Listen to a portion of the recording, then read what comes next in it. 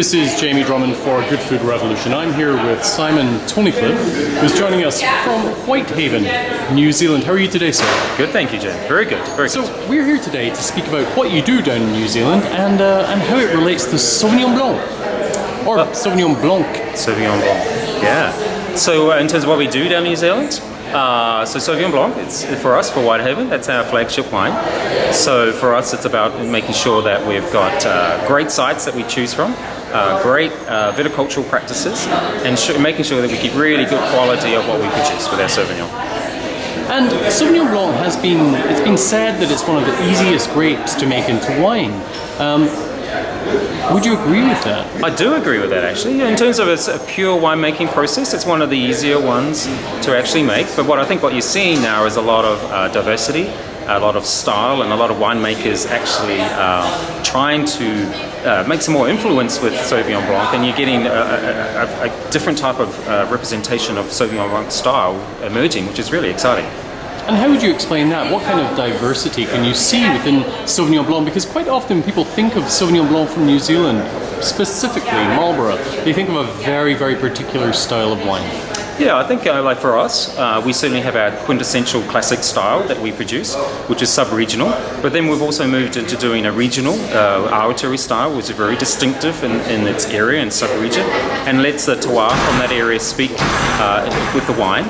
But then we're also playing with sort of wild ferment, indigenous yeasts, barrel aging, lees stirring to try and create some complexity with different styles of Sauvignon Blanc. And that's still emerging, and that allows the winemakers some freedom to experiment and see what else they can produce with Sauvignon, which I think is incredibly exciting. Where do you stand on the issue of cooperage or oak?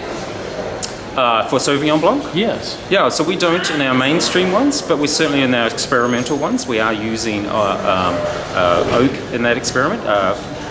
We are using some barriques and French oak, and also some puncheons. So we're trying different size and formats and styles to see what we can produce.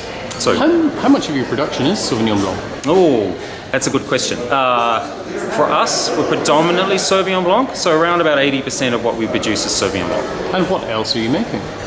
Pinot Gris. We're also making Pinot Noir, 100% Pinot Noir Rosé, Chardonnay, Rieslings, late harvest Rieslings. We've also been part of the New Zealand Wine Growers experimental program with lighter style wines as well. And we are also little bits of Gewürztraminer as well. Okay. Yeah. I've been particularly fond of some of the Pinot Gris I've been tasting today. How would you describe your Pinot Gris endeavours?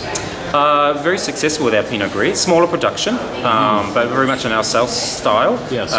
So looking for sort of a drier style. Is that more to do with clonal selection there? No, just more, a little bit to do with that, but also I think to do with how we want that particular style to be represented. I think with Pinot Gris you can get a full range of different styles. We prefer the off-dry sort of style.